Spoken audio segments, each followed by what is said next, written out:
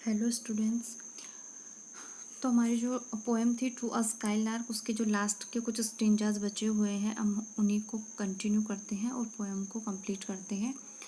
सो next stanza है, waking और asleep thou of death must deem things more true and deep than we mortals dream और how could thy notes flow in such a crystal stream. ठीक है, तो poet एक तरह से question कर रहे हैं स्काई लार्क से, वॉकिंग और एस्लीप, तुम चाहे जाग रही हो या फिर सो रही हो, thou of death must deem, death के लिए, डेथ का जो तुम्हारा नॉलेज है it is higher than ours. ठीक है, हम मॉर्टल ह्यूमन बींग्स जो हैं वो हम जिस नॉलेज, जो डेथ का जो नॉलेज है, जो ट्रूथ है, ठीक है, उसके बारे में जो ड्रीम करते हैं ना, तुम उससे भी कहीं ज़्यादा जानती हो, तुम्हारा जो नॉलेज है उस नॉलेज से कहीं ज़्यादा है। ठीक है, and the skylark has a more correct knowledge of truths about death। ठीक है, अगर हम ह्यूमन बींग से कंपेयर करें तो, and the skylark is unable to feel the sad satiety of love, but we human beings constantly feel the sad satiety of love। ठीक है, and from the notes of the bird's song the poet continues to make guesses about its life and he believes that for the bird to be able to produce such a pure sound it must understand much more about life and death than we mortals dream। ठीक है, death का जो sky lark का जो knowledge है वो हम human beings से कहीं ज़्यादा है। ठीक है, जिसकी वजह से ही उसके जो नोट्स है, उसका जो सॉन्ग है वो क्रिस्टल स्ट्रीम की जैसे क्लियर है। ठीक है, नेक्स्ट स्टेंजा है, we look before and after and pine for what is not, our sincerest laughter with some pain is fraught, our sweetest songs are those that tell of saddest thought. अभी philosophical stanza है एक तरह से, we look before and after. Before and after का मतलब हम कह सकते हैं यहाँ पर कि पास्ट एंड फ्यूचर से। ठीक है, we constantly think about the past and future. ठीक है, and we regret for the things we do not have. ठीक है, और हमेशा जो पास्ट में जो हमारी जो मेमोरीज थी या फिर जो भी चीज़ें थी हम उनको कॉन्स्टेंटली याद करते रहते हैं। ठीक है, और उसके बारे में हमेशा पेन फील करते रहते हैं, या फिर फ्यूचर को लेके हम हमेशा एंक्शियस रहते हैं, एंजाइटी रहती है हमारे अंदर फ्यूचर को लेके, अनसर्टेनिटीज़ को लेके। तो हम प्रेजेंट में कभी भी नहीं रहते हैं। ठीक है, हम या तो पास्ट में रहते हैं या फिर हम फ्यूचर में रहते हैं। तो we look before and after and pine for what is not and pine for the things which we do not have, जो चीज़ें हमारे पास नहीं है हम उनके बारे में सोचकर दुखी होते रहते हैं। ठीक है, तो हम हमेशा या तो फ्यूचर के बारे में सोचते हैं या फिर पास्ट के बारे में सोचते हैं और उन चीज़ों के बारे में परेशान होते हैं जो हमारे पास में नहीं है। even our sincerest laughter, even in the moments of pleasure there is always some pain। Even हम जब खुश होते हैं, हम हैप्पी होते हैं, तब भी उस हैप्पीनेस में भी कहीं ना कहीं पेन होता है। ठीक है, कहीं ना कहीं रिग्रेट होता है। ठीक है, and we are only able to view death as before and after while we pine for what we don't have। ठीक है, and we are not able to enjoy anything without remembering our own pain। ठीक है, किसी भी चीज़ को हम किसी भी हैप्पीनेस को जब हम फील करते हैं, ठीक है, किसी भी जॉय को जब हम फील करते हैं तो उसमें भी हम हमेशा हमारे जो पर्सनल सोरोज हैं उनको हमेशा याद करते रहते हैं। ठीक है, and even our sweetest songs which are not as pure as the skylark's happiness। ठीक है, और हमारे जो स्वीटेस्ट सॉन्ग्स हैं वो भी स्काईलार्क की हैप्पीनेस के जितने प्योर नहीं है। ठीक है,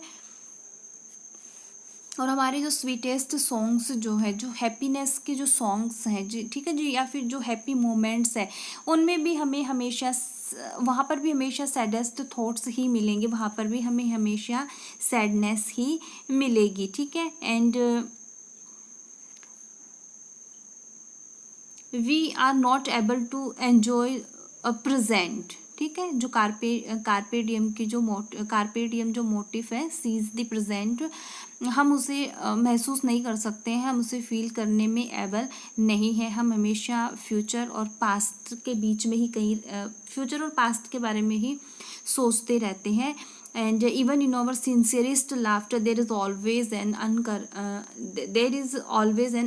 अंडर करेंट ऑफ सोरो। ठीक है, हमेशा सोरोज को ही हम फील करते रहते हैं हमारे सिंसियरेस्ट लाफ्टर में भी। ठीक है, उन मोमेंट्स पे भी जब हम बहुत ज़्यादा खुश हैं वहाँ पर भी एक सोरो रहता है। ठीक है, पेन हम फील करते रहते हैं।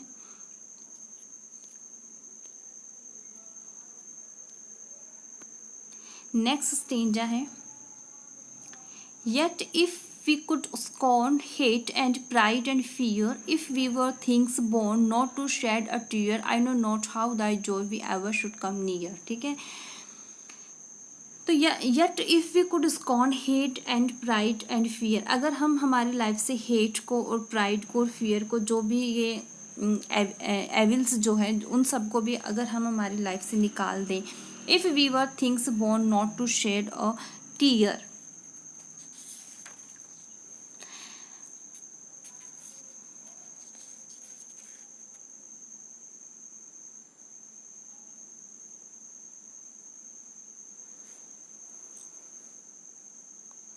And if even if the even if we were able to scorn our hate and pride and fear and all the very human things with which we are born, even if we are able to find a state of being in which we shed not a tear, still we would not enjoy, still we would not know the joy that the skylark does, and we would not be able to come near. ठीक है, हम हमारी जो भी evils हैं, ठीक है, जो कि हम एक तरह से जिनके साथ में हम जन्म लेते हैं, ठीक है, हेट प्राइड एंड फियर, अगर हम इन सबको भी निकाल दें हमारी लाइफ से, तब भी हम उस जॉय को फील नहीं कर सकते, उस हाईनेस तक नहीं पहुंच सकते हैं जहाँ पर ये स्काईलार्क है।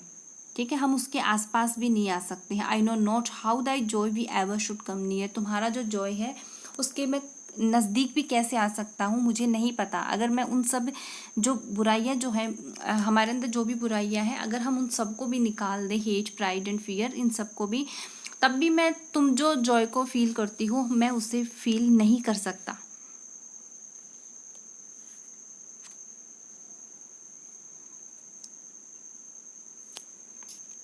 नेक्स्ट स्टेंजा है, better than all measures of delightful sound, better than all treasures that in books are found, thy skill to poet were thou scorner of the ground।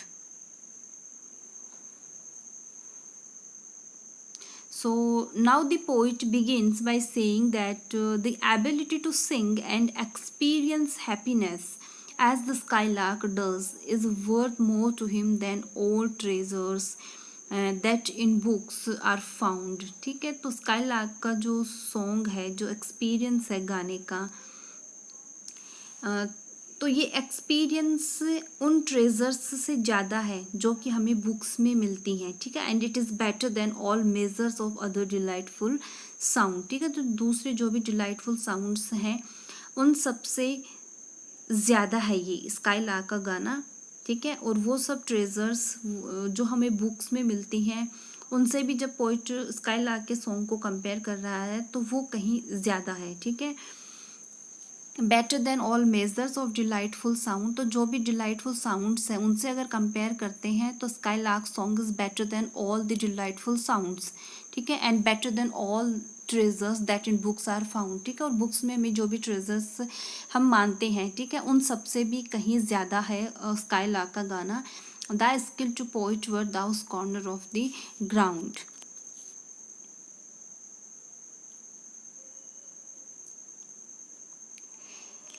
Last stanza है, teach me half the gladness that thy brain must know, such harmonious madness from my lips would flow, the world should listen then as I am listening now. तो यहाँ पर एक तरह से poet जो है वो रिक्वेस्ट कर रहा है स्काईलार्क से कि teach me half the gladness then thy brain must know. ठीक है, तो तुम जो हैप्पीनेस, तुम जो जॉय को जानती हो, तो जो तुम ग्लैडनेस को जानती हो, उसमें से अगर मुझे आधा भी सिखा दो। ठीक है, such harmonious madness from my lips would flow. तो जिस तरह से तुम सॉन्ग गाती हो, ठीक है, हारमोनी के साथ में, ऐसा ही सॉन्ग मैं भी गा पाऊँ। The world should listen then as I am listening now. तो संसार तब सुनेगा, ठीक है, मुझे भी सुनेगा।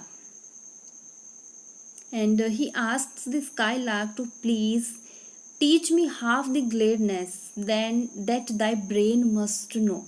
And if the poet could even know a portion of the bird's pleasure, he believes that from my lips a harmonious madness would flow, and he would be overcome with his own new abilities, and he will be able to get new abilities. His joyful sound would force the world to listen to him as intensity as he is now listening to the skylark.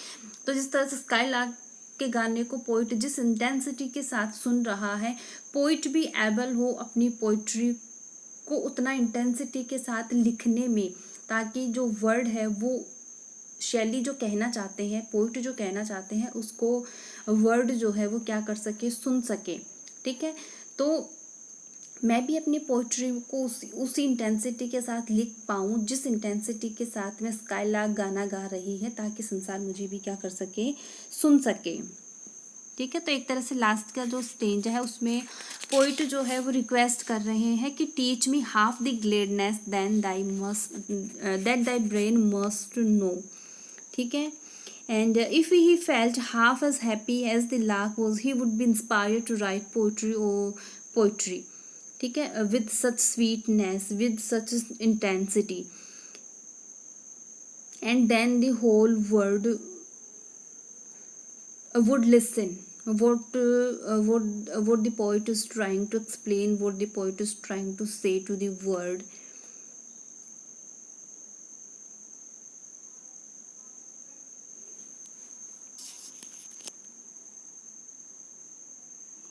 तो एक तरह से हम कह सकते हैं कि poem जो है it's about man's search for real happiness, it's a man's search for real Joy,